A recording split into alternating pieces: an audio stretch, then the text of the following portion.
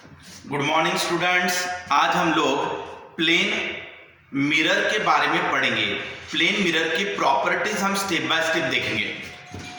तो ये मैंने प्लेन मिरर लिया। सबसे पहले आप मुझे बताओ कि प्लेन मिरर का रेडियस ऑफ कर्वेचर कितना होता है। प्लेन मिरर का रेडियस ऑफ कर्वेचर 0 होता है या इंफिनिटी होता है, या फिर इसकी कोई वैल्यू होती है, ये आप मुझे अच्छे से बताओ। तो बेटा, अगर मैंने ऐसा छोटा सा सर्कल बनाया या स्फीयर बनाया तो इसका रेडियस छोटा रहेगा। अगर मैंने इसको थोड़ा सा ऐसा कर दिया तो इसका रेडियस और बड़ा बनेगा। अगर मैंने इसको ऐसा बनाया तो इसका स्फीयर कहो या सर्कल कहो, रेडियस और इंक्रीज हो गया। अब मैंने ये वाला स्फीयर बनाया ऐसा, तो ये अगर स्फीयर बना रहा हूं ऐसे तो इसका रेडियस और भी बड़ा बनेगा। और ऐसे करते करते अगर मैंने प्लेन ले लिया, सो प्लेन जो रहेगा is a part of big sphere, बहुत बड़े स्फीयर का एक छोटा सा पार्ट, यानी स्ट्रेट लाइन बनेगी, यानी ये पूरा प्लेन बनेगा। जैसे ये अपना पूरा प्लेन हुआ। अब ये प्लेन अगर मैं ऐसा कर दूं तो रेडियस इसका छोटा होगा ना। अगर ये ऐसा कर दूं तो स्फीयर बढ़ेगा, अगर ऐसा कर दिया तो और बढ़ेगा।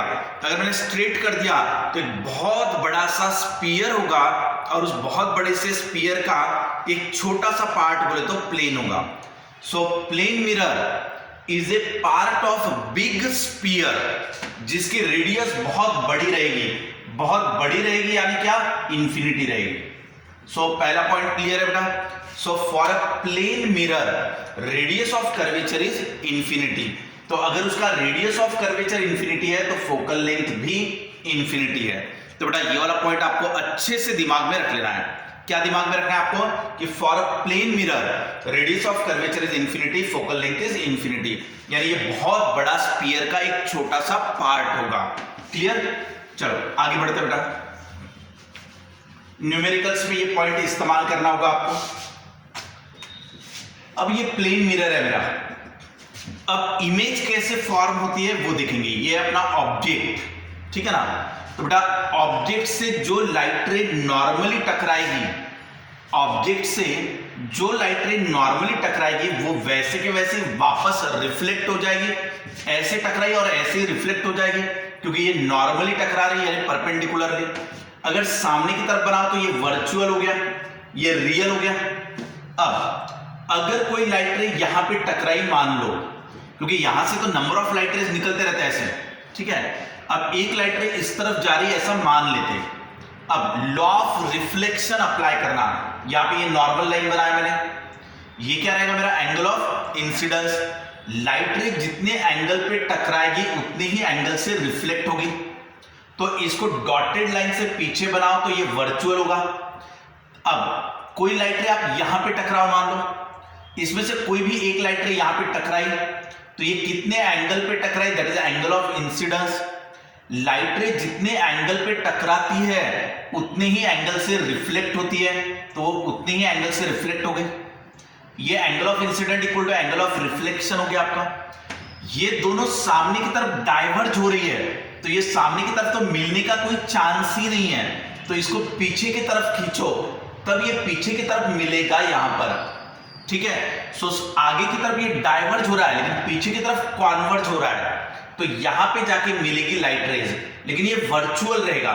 सो इमेज क्या बनेगी आपकी? वर्चुअल बनेगी। यहां पे देखना बेटा, जितने डिस्टेंस पे आपका ऑब्जेक्ट है, U फॉर ऑब्जेक्ट डिस्टेंस, तो उतने ही डिस्टेंस पे इमेज भी बनेगी।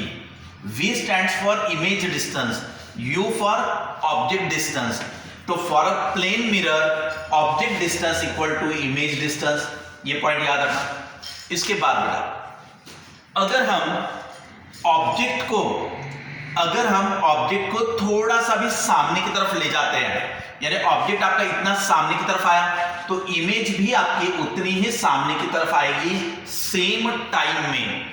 यानी ऑब्जेक्ट डिस्टेंस अगर मैंने इतना चेंज किया तो इमेज डिस्टेंस भी उतने से ही चेंज होगा। इतना आया बेटा समझ में? तो यानी मैंने ऑब्जेक्ट को जितना सामने ले जाऊंगा उतना ही इमेज भी सामने आएगी, और उतने ही समय में, यानी टाइम भी सेम हुआ। सो इसका मतलब वेलोसिटी भी सेम रहेगी। किसकी वेलोसिटी? ऑब्जेक्ट और इमेज की। यानी ऑब्जेक्ट जितने वेलोसिटी से सामने जाएगा, इमेज उतने ही वेलोसिटी से नजदीक आएगी। किसके रेफरेंस में? प्लेन मिरर के रेफरेंस में। यानी ये प्लेन मिरर को फिक्स मान लिया। ऑब्जेक्ट अगर v के वेलोसिटी से सामने आया तो इमेज भी v के वेलोसिटी से सामने आएगी। लेकिन अगर आपको ये कहा जाए कि ऑब्जेक्ट के रेफरेंस में इमेज की वेलोसिटी बताओ, तो ऑब्जेक्ट के रेफरेंस में इमेज की वेलोसिटी ट्वाइस हो जाएगी, twice v for image velocity. ठीक है ना, डिस्टेंस नहीं ले रहा मैं ले रहा हूं वेलोसिटी। ठीक है, तो बेटा अगर ऑब्जेक्ट u के वेलोसिटी से सामने गया, यानी 10 की वेलोसिटी से सामने जा रहा है मान लो, तो ये भी 10 की वेलोसिटी से सामने आएगा विथ रिस्पेक्ट टू मिरर। लेकिन अगर विथ रिस्पेक्ट टू ऑब्जेक्ट कहा जाए तो ऑब्जेक्ट के रेफरेंस में ये 20 के स्पीड से नजदीक आता हुआ दिखेगा। कितने स्पीड से? 20 के। क्लियर? नेक्स्ट पॉइंट देखते बेटा,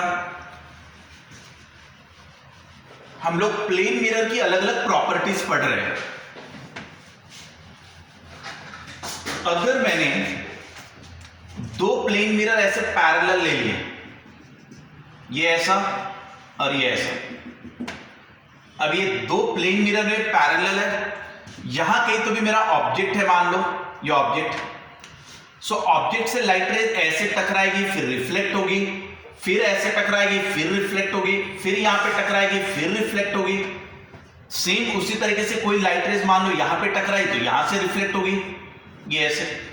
ये लाइट ऐसे मल्टीपल रिफ्लेक्शन करते रहता है, उस वजह से नंबर ऑफ इमेजेस यहां पे बनते रहते हैं। इसको बाद में हम लोग डिटेल में पढ़ेंगे। ठीक है, सो जब दो पैरेलल मिरर लेते हो आप, प्लेन मिरर, तब आपके नंबर ऑफ इमेजेस कितने फॉर्म होते हैं? तो नंबर ऑफ इमेजेस फॉर्म होते हैं इनफाइनाइट। ठीक है बेटा, ये नेक्स्ट पॉइंट याद रखना कि टू पैरेलल प्लेन मिरर्स, ये ऐसे रख दिए, यहां पे रख दिया ऑब्जेक्ट, तो ये ऑब्जेक्ट की कितनी इमेजेस बनेगी? यहां पे भी इमेज बनेगी, यहां पे भी इमेज बनेगी, ऊपर में और एक इमेज बनेगी, यहां पे भी इमेज बनेगी। Due to multiple reflection number of images formed will be infinite. ठीक है, तो आपको ये भी एक प्रॉपर्टी याद रखना है कि दो पैरेलल प्लेन मिरर ले लिए तो नंबर ऑफ इमेजेस बनती है इनफाइनाइट। ठीक है, वो कैसे बनती है वो आगे पढ़ेंगे हम लोग।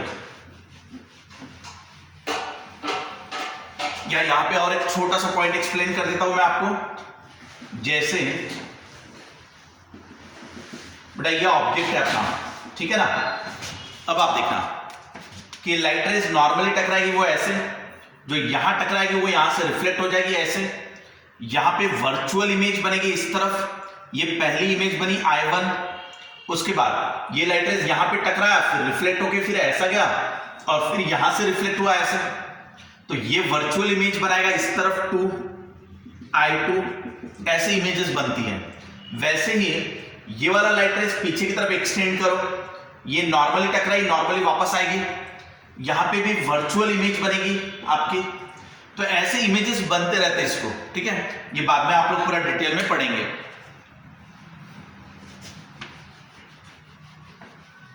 नेक्स्ट पॉइंट बेटा,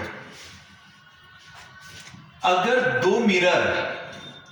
दो प्लेन मिरर एक दूसरे के साथ थीटा एंगल बना रहे हैं और यहां कहीं तो भी ऑब्जेक्ट रखा हुआ है, ठीक है, तो इसके कितने इमेजेस बनेंगे वो आपको बताना है।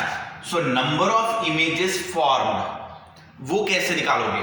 तो बेटा n इक्वल टू एक फॉर्मूला याद रखना, 360/थीटा। ठीक है ना, अब 360/थीटा कर देना। जैसे थीटा की वैल्यू 45 डिग्री, 60 डिग्री, 90 डिग्री, जो भी आपको दिया हुआ वो यहां पे रखना। सो 360/थीटा करने के बाद अगर आपका आंसर इवन आ जाए, कौन सा नंबर आ गया? इवन नंबर, यानी 4, 6, 8 ऐसा आ गया, सो आप नंबर ऑफ इमेजेस आप ले लोगे n-1, यानी क्या कर देना, अगर आपका आंसर 4 आया होगा सो 4 - 1 3, सो नंबर ऑफ इमेजेस रहेंगे 3। अगर आपका आंसर आ गया 6 तो आपका 6 - 1 यानी नंबर ऑफ इमेजेस कितने आ जाएंगे? 5। समझ में आ रहा है? सो दो मिरर एक दूसरे के साथ थीटा एंगल बनाकर है, तब कितनी नंबर ऑफ इमेजेस यहां बनेगी वो आपको निकालना है। तो उसके लिए सबसे पहले क्या करना, कैपिटल एन निकाल लेना। कैपिटल एन यानी क्या, 360 बाय थीटा। थीटा की वैल्यू आप पुट अप करते ही आपको आंसर मिल जाएगा। अगर आपको आंसर मान लो इवन नंबर मिला तो इवन नंबर -1 कर देना, तो इतने आपको नंबर ऑफ इमेजेस मिलेगी। अगर आपका आंसर मान लो 8 आ गया होता तो आपने क्या किया होता, 8 - 1 दैट इज 7। ये पहला पॉइंट। उसके बाद यहां तो हमने देखा कि आंसर इवन आया, लेकिन अगर n का आंसर ऑड नंबर आ जाता, ऑड नंबर यानी क्या 1 3 5 7 ऐसा आ जाता, तो ऑड नंबर आने के बाद दो पॉसिबिलिटी बनेगी। अगर ऑब्जेक्ट आपका बाइसेक्टर पे रहेगा, एंगल बाइसेक्टर, ये मैंने ले लिया एंगल बाइसेक्टर, यानी ये वाला एंगल जितना होगा उतना ही ये वाला एंगल होगा। सो दोनों एंगल मैंने सेम कह दिया, अल्फा अल्फा। सो दोनों एंगल सेम है, यानी ये एंगल बाइसेक्टर हुआ। इस एंगल को बीच में से डिवाइड कर रहे हैं। सो अगर हमारा ऑब्जेक्ट एंगल बाइसेक्टर पे रहा तो एक इमेज ओवरलैप हो जाती, तो नंबर ऑफ इमेजेस आपका n-1 हो जाएगा। क्या कहा मैंने, अच्छे से सुनना। अगर मेरा n का आंसर ऑड नंबर आया, ऑड नंबर बोले तो ये, और अगर मेरा ऑब्जेक्ट एंगल बाइसेक्टर पे रहा तो नंबर ऑफ इमेजेस मेरी n-1 हो जाएगा। यानी जैसे 5 अगर आया होगा तो 5 - 1 दैट इज 4। समझा? लेकिन अगर ये ऑब्जेक्ट एंगल बाइसेक्टर पे नहीं है, ये यहां कहीं तो भी है, तो आपके नंबर ऑफ इमेजेस इतने ही रहेंगे। जो आपका आंसर आया वही आपका आंसर रहेगा नंबर ऑफ इमेजेस का, अगर ये एंगल बाइसेक्टर पे नहीं रहा तो। जैसे इसका आंसर मान लो 5 आ गया तो नंबर ऑफ इमेजेस 5 ही रहेंगे। अब यहां पे एक पॉइंट देखते हैं।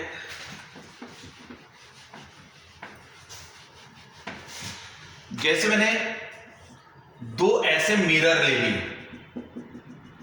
अब ये दोनों के दोनों मिरर कैसे हैं, एक दूसरे को परपेंडिकुलर यानी 90 डिग्री पे।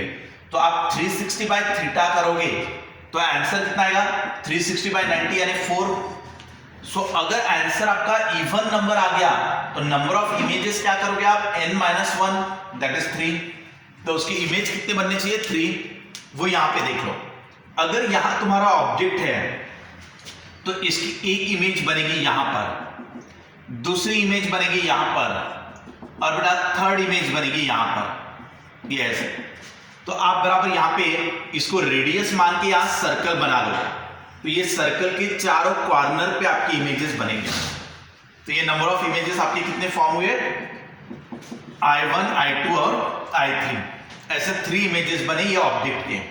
दो मिरर के बीच में एंगल कितना है, 90 डिग्री। सो आंसर आया तुम्हारा 4। सो ऑड नंबर आया, इवन नंबर आया, तो इवन नंबर को ऑड में कन्वर्ट कर दिया। क्लियर? Next point.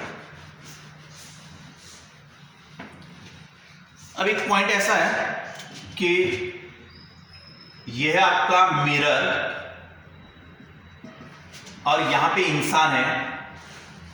सो इंसान का यहां पे ले लेता मैं ऐसा, ये ऐसे।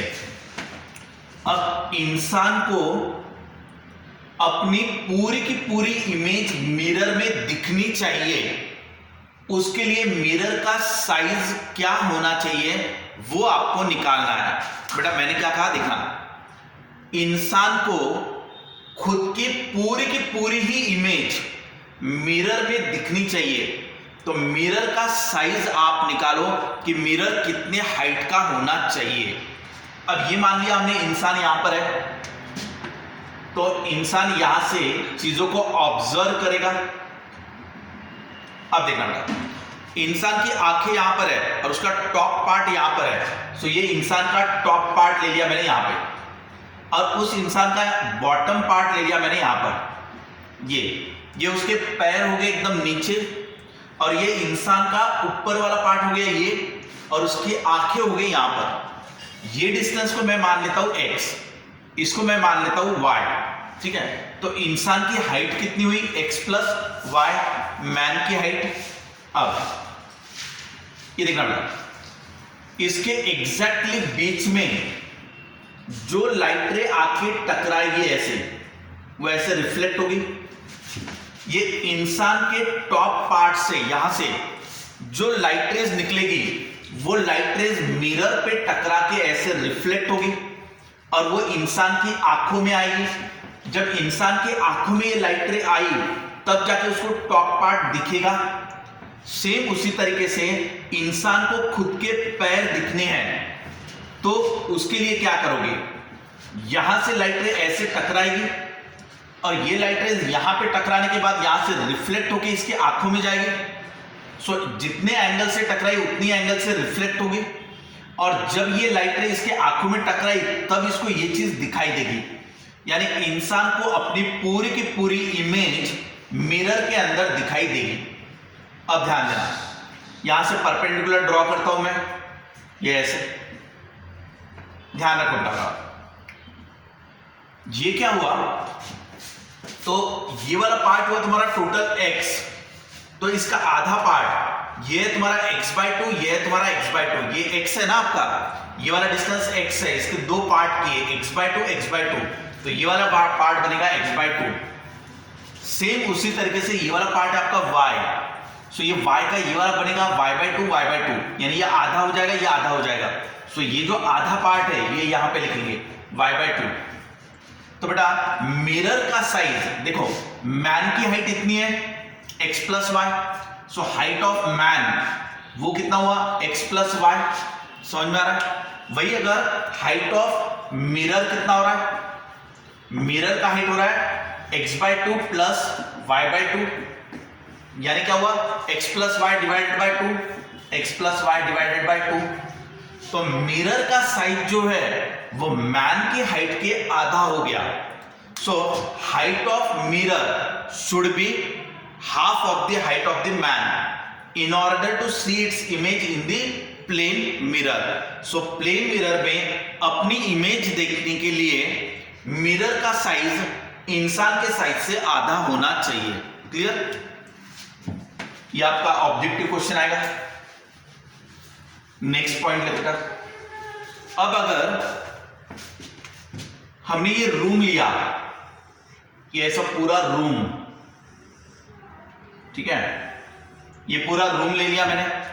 रूम के सेंटर पे इंसान है, रूम के सेंटर पे इंसान है, सामने की तरफ मिरर लगा हुआ है, ये वाला पार्ट मिरर का है, ठीक है। अब इंसान तो मैंने कहा कि सेंटर पे है, ये वाला डिस्टेंस डी है, तो ये वाला डिस्टेंस डी है, एग्जैक्टली एट द सेंटर। ये इंसान के पीछे वाली वॉल है, ये आपकी वॉल, ये वाली। अब इंसान को अपने पीछे वाली वॉल पूरी की पूरी मिरर में दिखनी चाहिए, तो उसके लिए मिरर का साइज बताओ।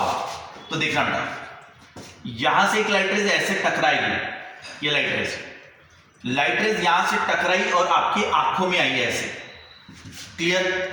इंसान को वॉल का बॉटम दिखना चाहिए, सो बॉटम से आने वाली लाइट रेज यहां टकरा के आंखों में आएगी। वैसे ही इंसान को पीछे वाली वॉल, उसका ऊपर वाला हिस्सा भी दिखना चाहिए, तो ये लाइट रेज यहां पे टकराएगी और यहां पे आंखों में आएगी ऐसे।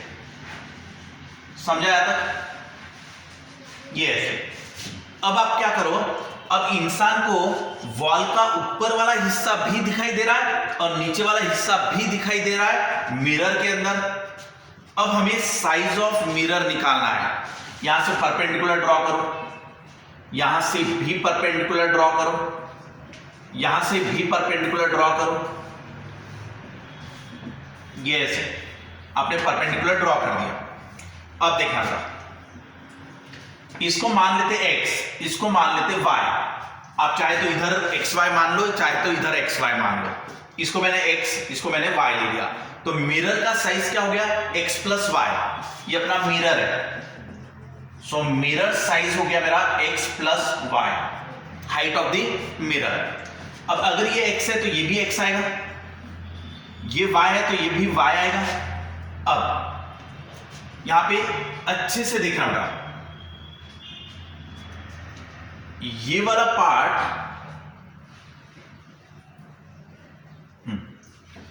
अगर मेरा ये वाला पार्ट x है तो ये वाला पार्ट भी x आएगा, क्योंकि ये वाला x है तो ये x बना, तो ये वाला भी x बनेगा, तो ये वाला पार्ट भी x बनेगा। सेम उसी तरीके से ये वाला पार्ट अगर y है तो ये वाला भी पार्ट y बनेगा, ये वाला पार्ट भी y बनेगा, क्योंकि ये अल्टरनेट एंगल है। ये एंगल जितना है उतना ही ये एंगल है, और ये वाला डिस्टेंस जितना है उतना ही ये वाला डिस्टेंस है। सो इसका डिस्टेंस और एंगल सेम है, इसका भी डिस्टेंस और एंगल सेम है, तो इसलिए ये भी y तो ये भी y बनेगा। और ऊपर वाला तो y था ही था, तो यहां से मैंने परपेंडिकुलर ड्रॉ किया, यहां से भी मैंने परपेंडिकुलर ड्रॉ किया, तो ये x बना, ये x बना, ये y बनेगा, ये y बनेगा। तो अब आप बताओ बेटा, पूरे वॉल की साइज कितनी आ रही है? 3x प्लस 3y, यानी 3 टाइम्स x प्लस y। समझ में आ रहा है? सो वॉल की साइज 3 गुना ज्यादा होनी चाहिए मिरर के, या तो उल्टा कह दो कि मिरर की साइज 1/3 होनी चाहिए साइज ऑफ दी वॉल के। वॉल के साइज के 1/3 आपका मिरर का साइज होना चाहिए। ये आपका ऑब्जेक्टिव क्वेश्चन है। नेक्स्ट, चलो आगे नेक्स्ट पॉइंट पढ़ते हैं।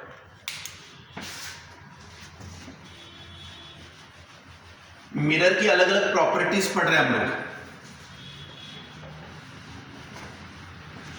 बेटा मिरर का फॉर्मूला क्या होता है? जैसे ये प्लेन मिरर है अपना, ठीक है ना, ये अपना ऑब्जेक्ट, ये आपकी इमेज, ये ऑब्जेक्ट को O कह दिया, इमेज को I कह दिया। ऑब्जेक्ट डिस्टेंस किससे दिखाते हो? U। इमेज डिस्टेंस किससे दिखाते हो? V। ठीक है ना। मिरर फॉर्मूला क्या है? 1/v plus 1/u equal to 1/f। ये क्या है आपका मिरर फॉर्मूला? मैंने कहा था for a plane mirror radius of curvature क्या रहता है? इंफिनिटी। तो आपका फोकल लेंथ भी क्या रहेगा? इंफिनिटी। तो यहां फोकल लेंथ क्या रखोगे आप? इनफाइनाइट रखोगे। और 1/इंफिनिटी क्या होगा? 0। तो ये आपका 0 आ गया। समझा बेटा? सो ये 0 आने का मतलब ये हुआ कि 1/v इक्वल टू -1/u, यानी v इक्वल टू क्या आ जाएगा? -u। तो ये आ गया आपका कि for a plane mirror object distance और इमेज डिस्टेंस सेम होता है, लेकिन अपोजिट डायरेक्शन में। क्लियर? यहां तक आपने प्लेन मिरर की अलग अलग प्रॉपर्टीज को डील किया। क्लियर है बेटा? प्लेन मिरर की और छोटे छोटे प्रॉपर्टीज आपको अलग अलग किताबों में मिलेंगे। यहाँ पे हमने मेन प्रॉपर्टीज को डिस्कस किया। ठीक है, अगली क्लास में हम लोग स्फेरिकल मिरर की प्रॉपर्टीज पढ़ेंगे। ओके, बाय बेटा।